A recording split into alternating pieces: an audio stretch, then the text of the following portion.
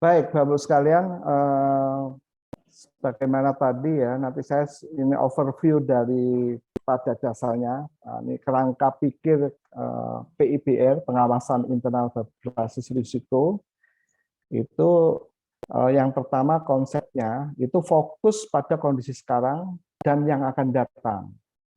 Jadi kerangka bagaimana audit ataupun pengawasan dilakukan itu kaitannya tidak hanya melakukan penilaian terhadap kondisi yang telah lalu, tapi juga bagaimana mengawal, memastikan kegiatan yang ke depan bisa lebih baik ya. Jadi di sini ada pendekatan prospektif dan retrospektif. Kemudian prioritas audit adalah yang memiliki risiko signifikan dalam proses bisnis organisasi. Nah, kalau bahasa kuantitasnya statistik atau bahasa risikonya ya yang maksudnya yang bernilai risiko tinggi ya, memiliki risiko yang signifikan dalam proses bisnis yang mempengaruhi capaian tujuan. Dengan demikian, maka PIBR itu menjadi metodologi yang menghubungkan bagaimana auditor internal dan manajemen risiko secara bertahap. Ya. Tahapan-tahapannya ini juga hampir mirip tadi yang disampaikan Pak Ai. Pertama, bagaimana menentukan kematangan manajemen risiko oleh APIP-nya, oleh aparat pengawas internal pemerintah. Kemudian kondisi maturitas itu ya, dari kondisi maturitas ke tingkat kematangan ya, kematangan itu bisa pakai parameter maturitas SPIP ataupun juga nanti pakai indikator maturitas atau risk management index. Jadi ini ada beberapa penilaian terhadap kualitas dari penerapan manajemen risiko oleh yang dipunyai oleh audit ataupun audit universe, itu nanti ada korelasinya dengan nanti strategi pengawasan yang akan dijalankan. Kemudian tahap berikutnya adalah perencanaan, ya tadi ya, setelah perencanaan audit dalam penyusunan audit universe yang pada akhirnya nanti akan menyusun PKPT ya, seperti sudah disinggung. Pada dasarnya bagaimana strategi pengawasan nanti itu ada korelasi antara kualitas manajemen risiko yang ada di OPD-OPD itu. Dan ini ada istilahnya detailnya sangat ini ya, sangat kalau dikupas itu cukup banyak juga ya. Makanya mungkin ini saya sekedar secara langkah-langkah umum. Kemudian di tahap pelaksanaannya, nah setelah PKPT, kemudian di situ di audit individu, ini tetap misalnya sudah ditetapkan di OPD tertentu, misalnya Dinas Kesehatan, itu tetap ada tahapan rekonfirmasi kematangan manajemen risiko. Karena diharapkan nanti kalau Bapak sekalian di dalam penerapan audit internal berbasis risiko, itu syaratnya OPD ini sudah pada level minimal 3 ya, atau bahkan maksimal 3. Kalau minimal 3 untuk MRI-nya ya, manajemen risiko indeks, atau juga dengan pendekatan maturitas SPIP-nya, itu 3 atau di atas 3. Jadi itu nanti ada rekonfirmasinya untuk di mekanisme menilai apakah mereka masih di level 3 ataupun di atasnya. Itu nanti ada tools-nya juga, itu ada sekitar 15 pertanyaan. Kemudian baru dilaksanakan PIBR ya. Jadi setelah kematangannya diketahui, kalau dia di atas 3 itu bisa langsung seperti tadi. Berarti mereka sudah matang di dalam penerapan manajemen risiko, berarti dia sudah mengelola bagaimana risiko-risiko itu. Nah, audit kita nanti tinggal menguji ya, memastikan bahwa memang efektif pengendalian yang mereka sudah lakukan dengan hasil yang misalnya terhadap program dan kegiatannya. Jadi ini kemudian diharapkan ya dengan tahapan-tahapan seperti ini bisa ada manfaat, yaitu membantu manajemen dalam mengatasi hambatan atau potensi masalah dalam pencapaian tujuan. Kemudian diharapkan juga tercapainya efisiensi sumber daya APIP, kemudian memenuhi standar audit internal, kemudian mendorong peningkatan kualitas kalau dalam ini SPIP, sistem pengendalian internal pemerintah, dan penerapan manajemen risiko. Kemudian nggak kalah pentingnya adalah bagaimana keterkaitannya pekerjaan assurance ini dengan yang mengerjakan ya. Jadi APIP-nya itu sendiri itu diharapkan juga bisa sejalan, mereka harus sampai pada tahapan kapabilitas trusted advisor dan strategic partner. Jadi itu ada di level 5 Bapak Ibu sekalian. Jadi sama ya Bapak Ibu sekalian, ada standar yang juga diharapkan bisa dipenuhi oleh APIP. Setidaknya kalau sesuai dengan regulasi di PP 60 di pasal 11 itu yang dia harus bisa memerankan dalam rangka early warning system. Kemudian dia juga harus mampu memberikan saran strategis, saran-saran peningkatan pelaksanaan program kegiatan secara efektif dan efisien, dan dia juga harus mampu memberikan consulting, sosialisasi, pembimbingan, fintech, bagaimana tata kelola itu harus dibangun dengan baik, dan bagaimana manajemen risiko itu bisa diterapkan dengan baik. Jadi itu syarat kapabilitas di aparat pengawas dan pemerintah itu di level 3. Itu di PP 60. Di pasal 11 itu mengendaki seperti itu. Dan di pasal berikutnya itu juga mengatur atau mendorong bagaimana peningkatan kompetensinya. Jadi itu nanti dituntut ada sertifikasi untuk yang harus mereka dapatkan. Nah, Bapak sekalian, ini saya coba untuk menggambarkan bagaimana keterkaitan dari manajemen risiko dengan manajemen pemerintahan daerah, kemudian dihubungkan dengan bagaimana pengawasan internal berbasis risiko itu dilakukan. Jadi kalau kita perhatikan di dalam manajemen pemerintahan daerah, kita bisa bagaimana mulai dari RPJMN disusun, itu di tingkat pusat, nasional, itu yang akan menjadi rujukan dari penyusunan RPJMD. Kemudian di dalam RPJMD itu akan tiap tahunannya, yang 5 tahunan ini akan di breakdown tahunnya dalam bentuk RKPD, dan di OPD akan menyusun Renja SKPD dan Renstra SKPD. Lalu ada proses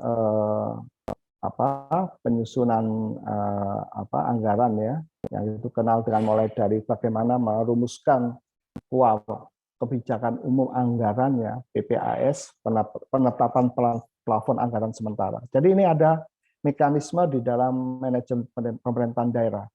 Nah, pada saat mengidentifikasikan tiap tahunan, bagaimana tahun ini misalnya, atau kalau tahun ini dilakukan perencanaan, berarti bicara perencanaan untuk tahun 2022 misalnya ya. Bagaimana kebijakan umum anggaran itu ditetapkan? Apakah nanti masih dengan asumsi seperti sekarang ya, dalam suasana pandemi di satu sisi, di sisi lain bagaimana upaya pemulihan ekonomi misalnya, strategi apa? Karena di dalam masa pandemi selama ini sudah berjalan hampir masuk tahun kedua, ini begitu banyak dampak yang kita rasakan bagaimana. Nah, mungkin itu tadi dari sini berarti ada bagaimana penetapan sasaran ini. Nah, penetapan sasaran skala makro dan pagu anggaran. Ini ada risiko pengelolaan. Nah, di sini nanti juga ada di dalam pemerintahan daerah ada nanti siapa yang menjadi pengelola risiko, ada yang namanya komite pengelola risiko pada Pemda, ada unit pengelola risiko.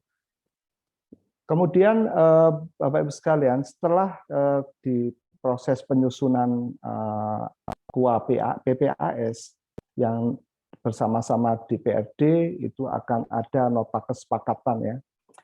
Kemudian barulah disusun RKA, rencana kegiatan dan anggaran oleh SKPD. Nah, di sini ada juga titik-titik kritis yang memang secara manajemen sudah disadari hingga perlu ada upaya bagaimana proses ini ada yang namanya nanti yang akan diadopsi oleh pihak inspektorat ya, yang berperan untuk melakukan assurance, tapi dengan kadar pendekatan review ya, bukan pendekatan audit.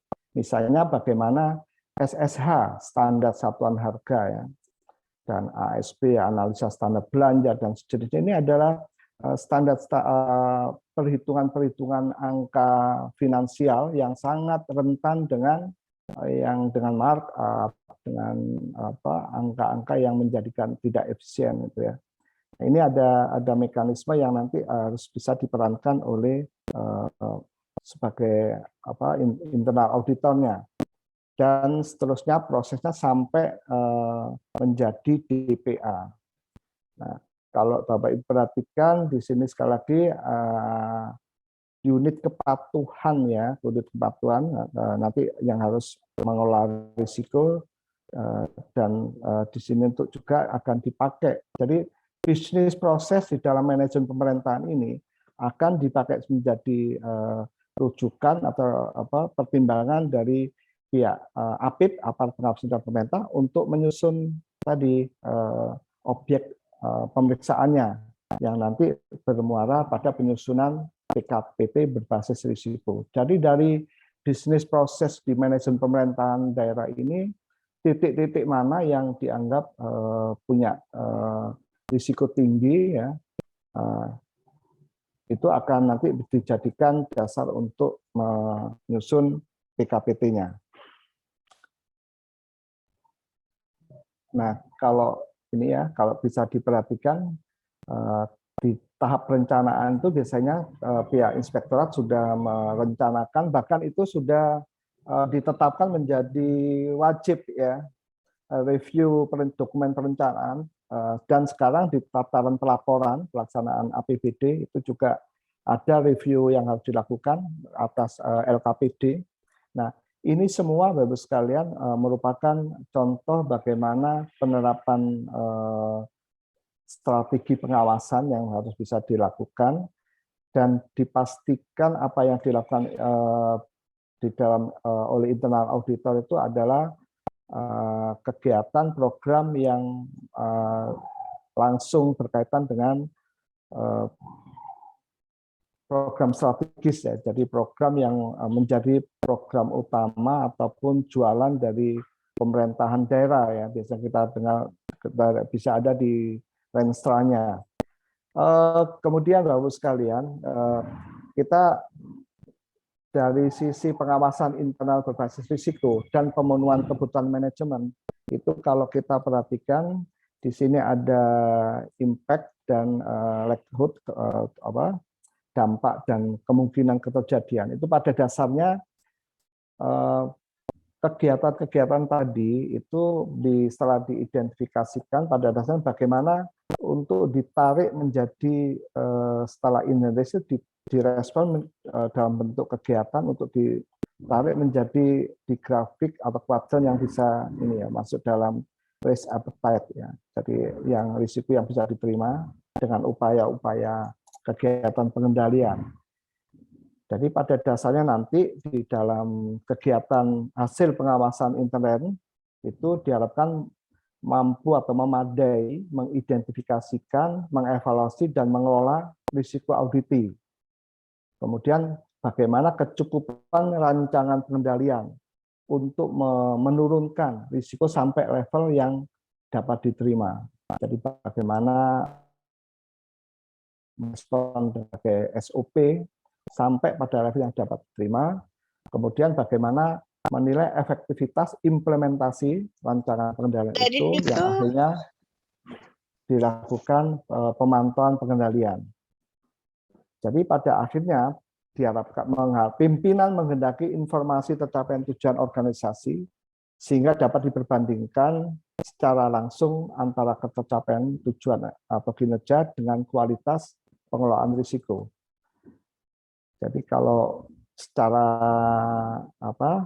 tahapan seperti ini hampir sama Bapak sekalian ya. Jadi di sini pertama penilaian kematangan manajemen risiko atas objek yang akan diperiksa.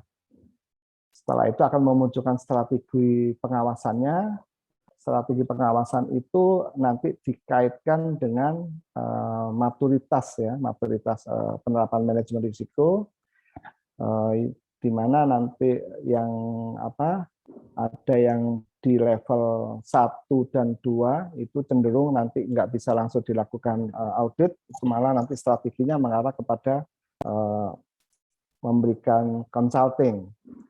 Jadi ini proses-proses untuk melakukan, jadi melaksanakan pengawasan individu di sini, ini beranjak dari tadi katakan objek yang sudah terpilih, yang masuk di dalam PKPT.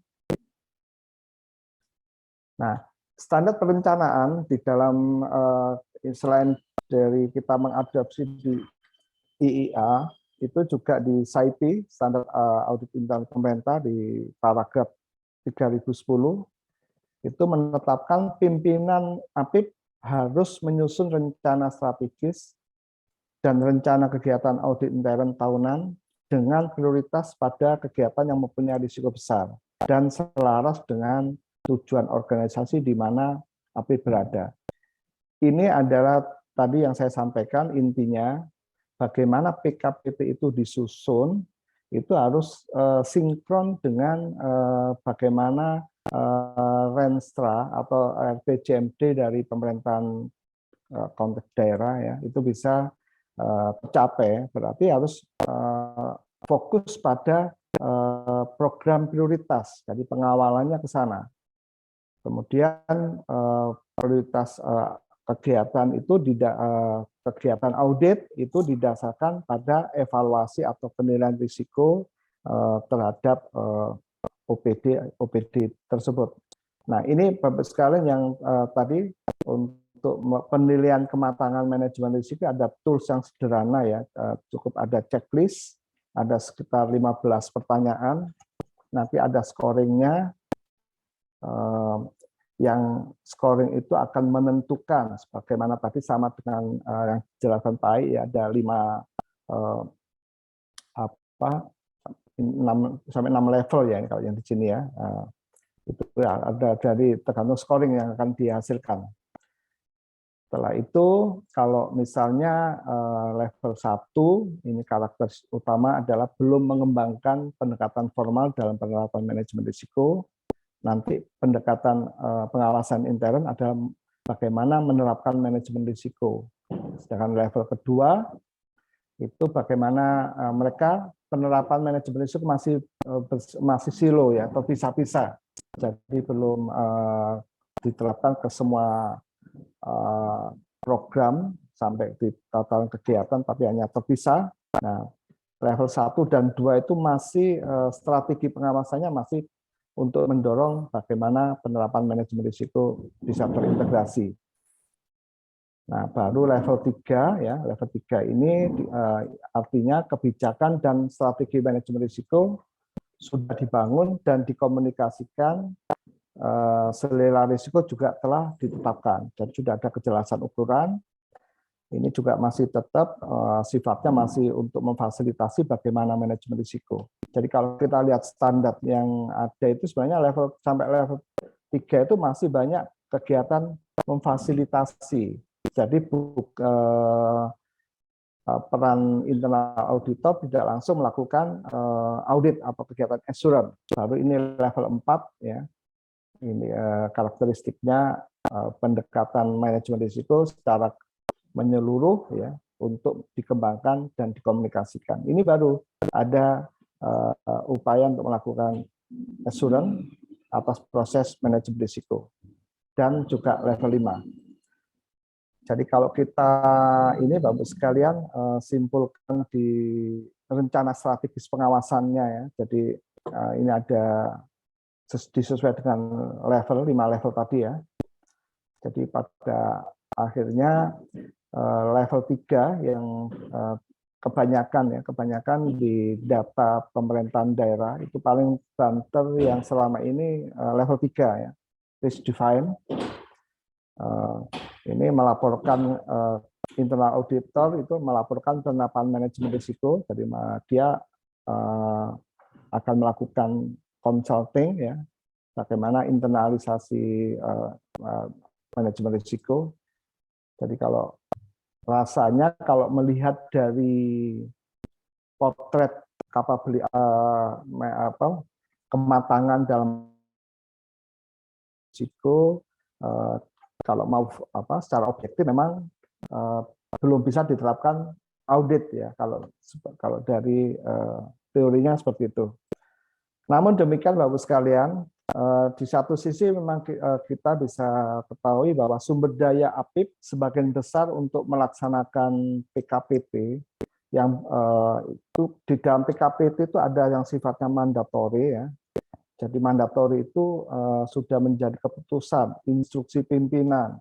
Jadi sudah mandat secara peraturan. Seperti tadi saya sampaikan dalam manajemen tata kelola pemerintahan itu ada mekanisme proses perencanaan ya, pelaksanaan sampai pelaporan itu di masing-masing tahapan ini sudah ada mandatori buat APIP untuk melakukan review. Nah, kemudian meskipun di satu sisi ada mandatori ya, mandatori yang di sisi lain bagaimana mandatori itu bisa diintegrasikan dengan risk-based approach ke dalam mandatory assignment ya. Jadi tantangannya di situ.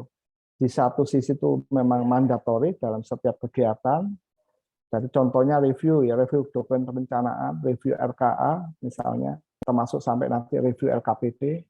Nah, permasalahannya itu bagaimana mengkombinasikan dengan tadi pakai pendekatan risk based ya. Artinya dengan sumber daya yang terbatas, bagaimana dia bisa menggaransi dokumen perencanaannya itu telah disusun sesuai dengan standar ya. Demikian juga pelaporannya. Nah, pada umumnya inspektur atau irban itu inspektur pembantu telah ditetapkan wilayah kerjanya. Jadi dia itu mengampu dengan beberapa wilayah binaan.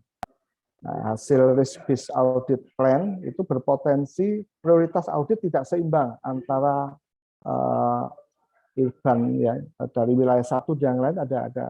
Jadi ada tantangan Bapak sekalian, ada tantangan. Hingga ada perlu bagaimana merelokasi, mengharmoniskan ya, perencanaan audit yang nanti dilakukan berbasis risiko dan juga bisa melibatkan irban yang ada ya. Padahal yang namanya program prioritas itu biasanya hanya diampu oleh beberapa OPD. Nah, OPD itu biasanya ada wilayah kerja. Jadi ini ada satu sisi bagaimana penyusunan PKPT dengan berbasis risiko, selain dengan kegiatan yang sifatnya mandatori itu sudah luar biasa banyaknya. Nah, di satu sisi tetap bagaimana risk-based approach, pendekatan berbasis risiko itu tetap harus bisa diterapkan. Di dalam standar pelaksanaan juga sama Bapak sekalian ya. Jadi kalau mengadopsi di standar AIP, bagaimana kegiatan audit intern harus dapat mengevaluasi efektivitas dan berkontribusi terhadap perbaikan proses manajemen risiko. Untuk itu, apakah proses manajemen risiko sudah efektif? Itu tentunya ada judgement ya, judgement dari auditor.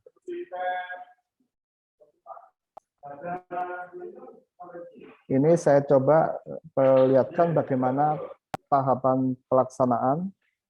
Di dalam tahapan pelaksanaan audit itu dari program pengawasan tadi itu ada mekanisme yang namanya rekonfirmasi maturitas manajemen risiko dari auditable atau audit universe ya, dari itu ada rekonfirmasi yang tadi dengan parameter 15 pertanyaan tadi ya di slide yang sebelumnya. Ini untuk memastikan, jadi kalau misalnya mereka masih di level 1 dan 2, ini berarti pemahaman risiko utama dan efektivitas pengendalian masih lemah ya. Maka itu penyusunan program auditnya dan pembentukan tim pengawasannya harus lebih banyak memberikan ada kompetensi yang diharapkan cukup ya untuk bisa memberikan pemahaman bagaimana menerapkan manajemen risiko. Jadi sedangkan apabila maturitasnya 3 ya nanti bisa dilanjutkan dengan, jadi tetap Bapak sekalian ya, untuk yang di satu sisi seperti saya sampaikan tadi Bapak sekalian, secara teori dengan kematangan maturitas manajemen itu seolah enggak ini ya, ini kalau Bapak lihat di eksekusi akhirnya itu memfasilitasi aja, memfasilitasi bagaimana manajemen. Namun di sisi lain karena sifatnya mandatori itu harus mereka melakukan yang namanya audit ya. Apakah itu nanti akan diambil audit dengan pendekatan ketaatan, compliance, bahkan sampai nanti pada tataran penilaian kinerja atau menilai efektivitas, efisiensi dan keekonomisan ya dan suatu program kegiatan. Nah, hingga nanti ada tantangan tersendiri bagaimana pengawasan berbasis risiko. Jadi pendekatan bagaimana audit internal nanti bisa dilakukan dengan fokus pada risiko tinggi. Ini nanti akan kita kenal sebenarnya nanti yang namanya faktor risiko ya. Jadi ada pendekatan bagaimana identifikasi risiko itu dikelola atau diidentifikasikan oleh auditornya. Jadi dari hasil rekonfirmasi kematangan manajemen risiko ini nanti kalau yang belum matang ya pada dasarnya nanti yang dilanjutkan consulting memfasilitasi penerapan manajemen risiko. Nah, yang sudah matang tadi ukurannya ada di level 4 dan 5 itu baru dilakukan pelaksanaan audit pengawasan lanjutan atau assurance. Nah, sekali lagi ukurannya pakai ukuran 15 pernyataan maturitas manajemen risiko. Ini tahapan pengawasan individu ya sekalian ya. Jadi yang tadi sudah tahapan pelaksanaan. Nah, kalau misalnya hasil maturitasnya yang rendah ya, rendah seperti yang ini simpulan dari penilaian maturitas manajemen risiko yang kurang dari 3, ini bisa dilakukan memfasilitasi audit penerapan manajemen risiko dan kalau toh memang perlu dilakukan auditnya masih sifatnya konvensional ya. Jadi maksudnya audit secara konvensional ya berarti basisnya basis yang ketaatan, bagaimana melihat kelemahan pengendalian ya tanpa ya ini lebih banyak faktor risiko itu ada di sisi auditor atau bagaimana mengidentifikasikan risiko itu menurut sudut pandang auditor. Jadi ini lebih banyak maksudnya masih pakai pendekatan audit konvensional. Jadi tetap bisa dilakukan audit tetapi pendekatannya belum berbasis risiko. Sedangkan ini ya penjelasan tadi pada dasarnya untuk audit konvensional, audit ketaatan ataupun audit kinerja itu pada dasar tergantung risiko terbesar yang dihadapi auditable atau OPD. Pemilihan metode pengawasan apa yang diterapkan tergantung risiko utama yang dihadapi oleh OPD dan dari mana informasi risiko utama tersebut diperoleh. Untuk risiko utama yang menyebabkan auditable atau OPD masuk dalam prioritas pengawasan, misalnya pengelolaan anggaran terbesar, ini yang tadi ya, untuk mengidentifikasikan, untuk memilih objek audit untuk versinya auditor itu pakai pendekatan faktor risiko, itu bisa pakai pendekatan anggaran mana yang terbesar ya, kemudian di mana ada mutasi yang sering, termasuk data temuan BPK, kinerja yang rendah, ini menjadi pilihan ya, pilihan bagaimana untuk dilakukan daftar PKPT-nya. Kemudian di sisi lain juga diupayakan tetap terus diupayakan memfasilitasi bagaimana risk register ya, bagaimana daftar risiko harus mereka susun dan tentunya difasilitasi oleh, kalau mereka belum mampu tadi ya, yang rata-rata yang di level 1 dan 2 itu memang belum mampu, tetap bagaimana diupayakan dibantu memfasilitasi, karena nanti sebagai upaya untuk melakukan pengawasannya waktu melakukan audit. Auditable unit masuk, contoh ini Bapak sekalian ya, dari di OPD, auditable unit, sebagai prioritas pengawasan karena mengelola anggaran besar dengan alokasi utama pengadaan barang dan jasa. Hasil konfirmasi dengan manajemen diketahui bahwa risiko utama adalah di kemahalan harga. Oleh karena itu, tim audit harus menerapkan bagaimana ketaatan ya, compliant audit. Jadi ini pakai pendekatan sekali lagi konvensional ya. Jadi artinya menguji ketaatan terhadap proses, kenapa sekaligus memastikan risiko utama, yaitu misalnya terhadap kemahalan harga. Jadi Bapak sekalian, auditable yang masuk prioritas pengawasan karena kinerja tahun lalu sangat rendah, maka audit yang diterapkan oleh tim itu bisa diangkat menjadi audit kinerja. Cuma langkah-langkah kerjanya itu tidak berbasis risiko ya, karena memang data untuk ataupun daftar risiko yang menjadi pijakan apakah mereka sudah mampu mengelola risiko dengan baik itu enggak ada. Namun demikian di dalam pelaksanaan nanti tim audit tetap dituntut bagaimana nanti ada saran perbaikan terhadap penerapan manajemen risiko pada objek yang diaudit. Nah, kalau pada maturitas MR-nya yang sama dengan 3, ini bisa ada dilakukan ini ya, selain tetap fasilitasi internalisasi manajemen risiko ya, itu bisa dilakukan secara terpisah, juga bisa dilakukan audit konvensional ya, seperti sama dengan level 1 dan 2. Cuman di sini masih bisa menilai efektivitas pengendalian karena mereka masih masih mampu ya menyusun, cuman masih belum secara keseluruhan ya terintegrasi. Ini dari sisi strategi pengawasan seperti ini. Kemudian pada dasarnya untuk audit berbasis risiko ini selain bersifat post audit, jadi audit terhadap kegiatan yang telah lalu, juga pada dasarnya juga bisa memberikan garansi atas efektivitas pengendalian. Berarti ada kegiatan yang akan datang.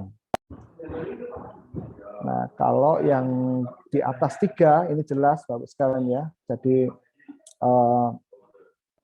langsung bisa dilakukan penilaian assurance-nya dengan pendekatan audit. Jadi saya nggak ngupas bagaimana proses auditnya. Ini saya coba untuk memberikan gambaran umum saja bahwa strategi pengawasan itu sangat berkorelasi dengan manajemen risiko yang kematangan dalam menerapkan manajemen risiko mereka. Nah, mungkin itu materi dari saya. Nanti silakan Bapak, kita akan diskusi ya, lebih barangkali bisa ada pertanyaan-pertanyaan. Untuk selanjutnya saya kembalikan pada moderator.